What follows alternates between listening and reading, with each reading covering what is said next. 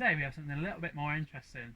I have had these before, long in the distant past, but this is the first one I've had for quite some time.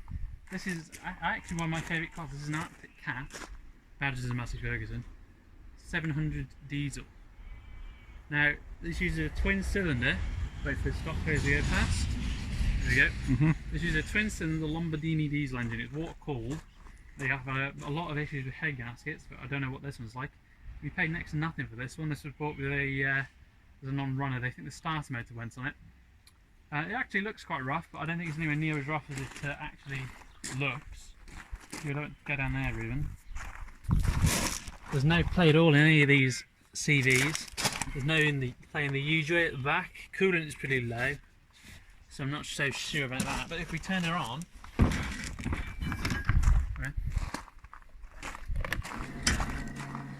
it's only showing 267 hours and 1500 miles, which is hardly anything. I mean, that clock could have been replaced. Who knows? But that's not a lot of miles or hours at all.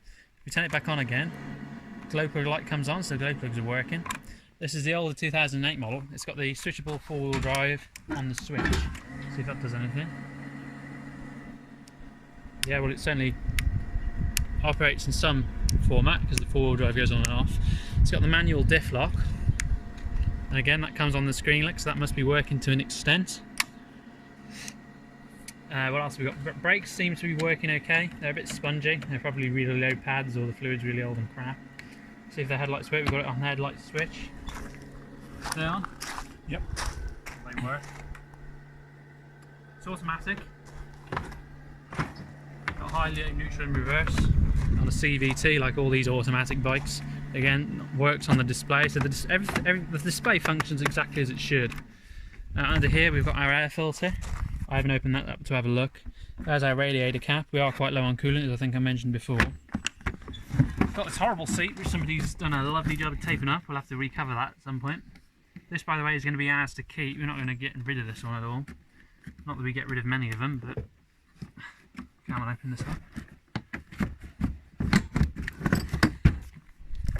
Got its original factory toolkit with the glow plug tool, which is always very handy. Well, there might be a tyre pressure gauge. I can't remember which one it is. One of these has a glow plug tool. Tyre pressure, I think. Yeah, I think it probably is. The foot brake doesn't appear to operate, but we have got a bit of fluid in there. I've just lost the seal down there. We'll have to get that back in a minute. Got oil down here. As you can see, there's plenty of oil in. This is where it should be. Stick that back. If you look down there, Ruben, you'll see that the oil filter is actually brand new. Somebody's changed oil in this fairly recently, which is a good sign because it must have been working fairly recently. We've got trans oil in here. It's all clean at the full level. I mean, potentially the hours could be correct. It could have just sat outside because this is probably a 2008, 2009. So it's got a bit of age to it now. It reckons we've got a virtually full tank of diesel. Let's have a look in the tank. Can't see a lot in there.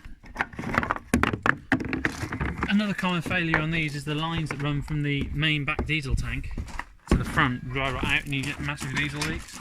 Let's have a look under there, Ruben. To be honest, these are a mere look. They look to be in half reasonable condition. They don't seem particularly dry rotted. Plenty of mud up all in here. We'll have to jet wash that out in a minute. Again, the back. I'd say these are the original shafts because they've got the original style factory clips on and they're not dry rotted out. This one is ripped though, unfortunately, so I'll have to change that. They're definitely the original factory shafts because they're the same colour.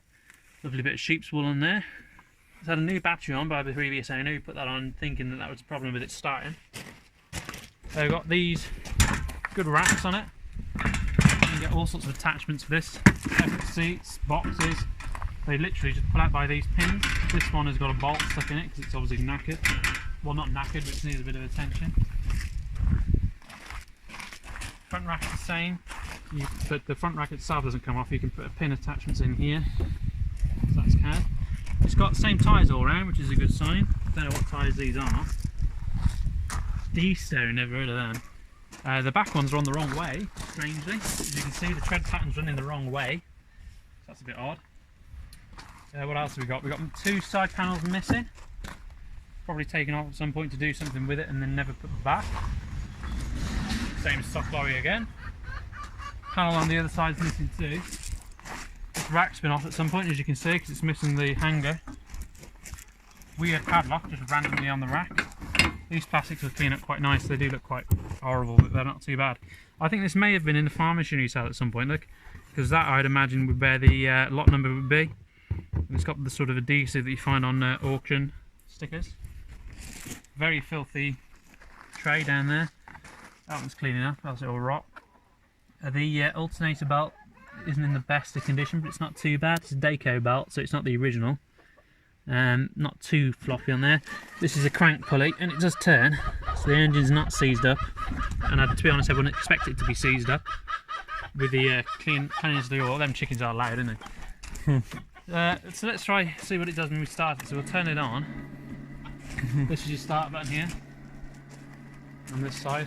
As you can see, we are in the run position. I don't think this is the original switch. The original switches tend to be up here, but it just clicks. Now, normally I would say that was a dodgy solenoid, but the starter does seem to do something. I'm not sure. I think what we'll do is we'll jet wash the head out of it, and then we'll come back while we're trying to diagnose the starter.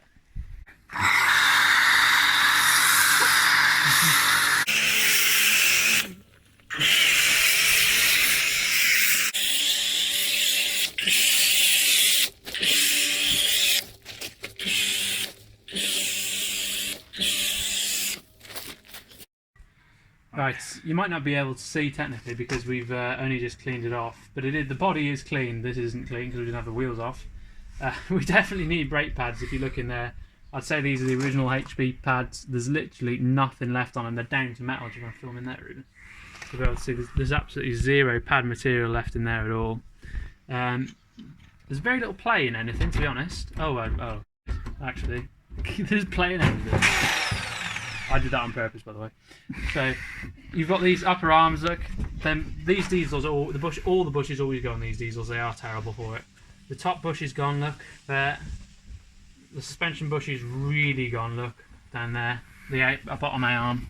That's the worst out of all of it. The shock bush is really gone as well. Both upper and lower shock bushes, they are completely shot. Lower ball joints alright. Top ball joints alright. So if it's gone on this side, we can replicate it on the other side of the front. So we need all new bushes for the front side on this side, all new bushes for the other front side, new brake pads all round, I would say. Yeah, it's a bit rough to be honest, but as I say, all diesels tend to be like this. We have got the date tag down here. Can't read that just now. We'll have to come back to you on that one. But I think it's probably going to be a 2007 because the engine code is 06 and the engines tend to be 1 year before the actual models. So we'll come back to you when we've found more on the starter. Right, so we've just taken the other wheel off because the starter is very right and deep in there, so we need to get this panel off as well. And look at that. That is worn through almost through the metal. Luckily the discs, somehow the disc isn't actually worn, but that is really bad. So on this side we've got a similar amount of play, but nothing that can't be sorted out for fairly reasonable money. These, it looks terrible, but these do always go like this because the frame is the same as the petrol bikes, but obviously there's a lot more weight, so it does happen. I'm starting to think the hours might be genuine on this because although it looks in a little bit of a state on first impressions, when you dig into it, all this stuff is original, the HB pads and everything, so I think the hours probably is genuine, which is a good sign in one way.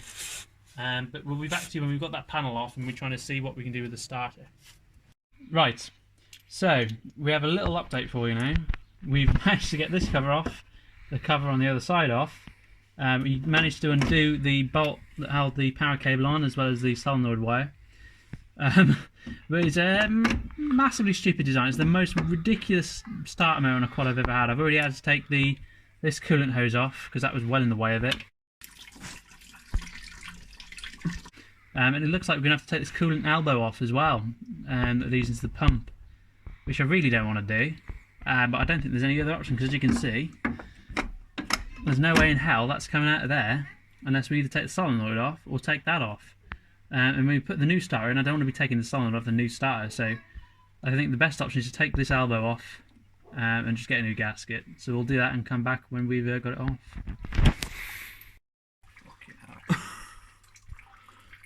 That's great. Alright, so the starter is off, as you can see. I think we'll probably try and test it now, see what happens. I think it's probably buggered, to be quite honest. One good thing is the teeth are good, so the flywheel will be alright.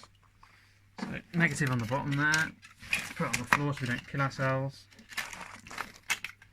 Come on, get a grip. There we go. Put the positive to the second terminal.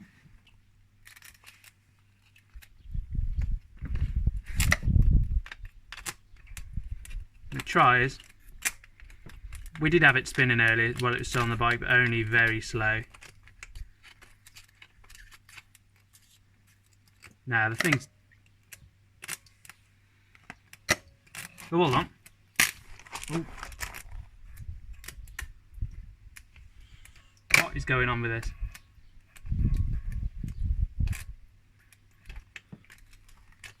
It should really just go off this one, but...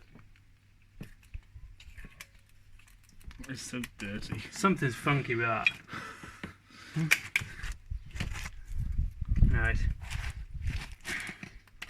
Don't hit your feet now. Oh, I don't want it. Their rubber boots will be fine.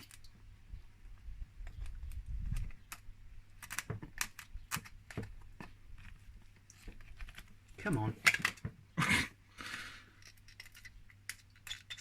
I think that's had it, mate, to be honest. Looks like it.